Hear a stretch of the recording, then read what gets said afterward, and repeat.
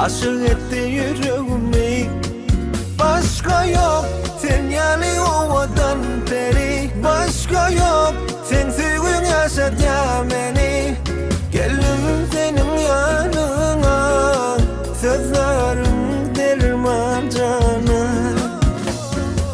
Soğut vereyim dese gülleri, aydayım sana sıcak sözleri. Yatlat yar yılgırsın baharı, seninle sevgimin açarı.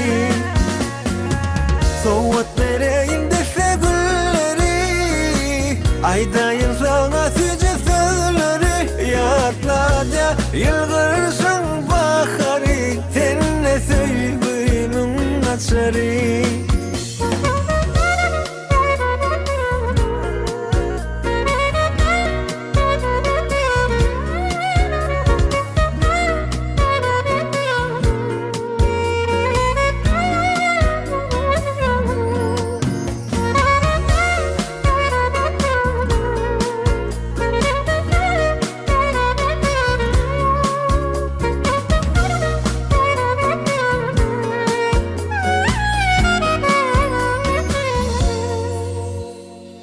Kovulup gel senin yanına, eşitmeden ne beklesini. Yüreğim koyunak beni, göreyim ay yüzünü.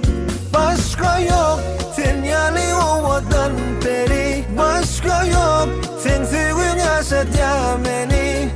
Geldim senin yanına, sözlerim derman cana.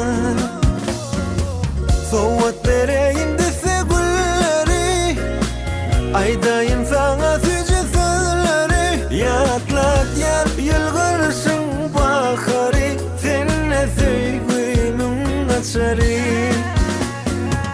Soğut vereyim dese gülleri, aydayım sana sıcak sözleri. Yatlat yar yılgırsın baharı, seninle sevgimin açarı. Soğut vereyim dese gülleri, aydayım sana sıcak sözleri. Yatlat yar yılgırsın baharı, seninle sevgimin açarı.